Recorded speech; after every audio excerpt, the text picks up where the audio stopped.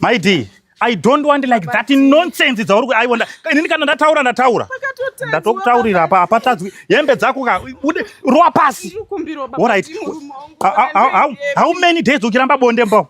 Andichazviti. How many days ukiramba bonde mbao? Wala saka kuti nini bonde racho ndikupiwa nani? I don't want like that nonsense idzo.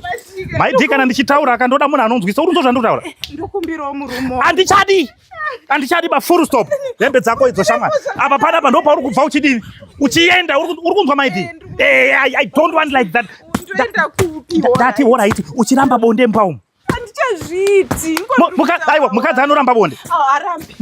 Harambi. Andicharambi baba ndiregerewo.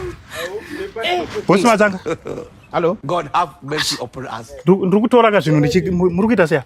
Handakutawa uchavada. Ayo, koko saka hembe muri kutorera chimi. Andaisangu umu ndozvida umu hangu ini. Aika. God have mercy upon us. Kwemuri kuenda kuti. Ndanzwa chitanzi zvinhu zvapinda umu. Handowata uchavada. Ayo, iwe my dear majina ndiri munhu anofarisa murunzwa. Ndinoita se andiawo. Handisi kutaura nyaya yekuti ngatigare pasi titaura nembamo iwe wako na Matsanga. Ndanzwa uri kuti uchavada ukukanda wane zvinhu panze. Aiwa, Boss Matsanga ndokumbirawo mabhegi angu amatora. Amabhega wakanda pako asvibisa kwata ucha. Aiwa, ndokumbirawo mabhegi angu amatora. Ndiri kuto inini kana ndichitaura nemukadzi wangu hamupindiri munyaya dzangu nemukadzi wangu, handiti? Ndakupindira, ndapindira mumabhega amarasa. Ndokupindira ikoko. Ndipewo mabhegi angu. Imi my dear, ndati ngatidzokere kumba totaurirana.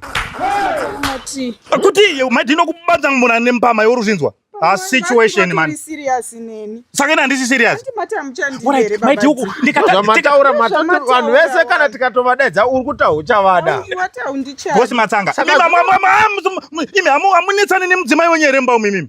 Handitorina mudzimai. Saka kana iwe shamwari. Aiwa Boss Matsanga. Ndokumbirawo mabhegi angu amatora ari mukati. Aiwa ndokumbirawo mabhegi. Ani matora mabhegi angu. Inini ndoita sei baba D?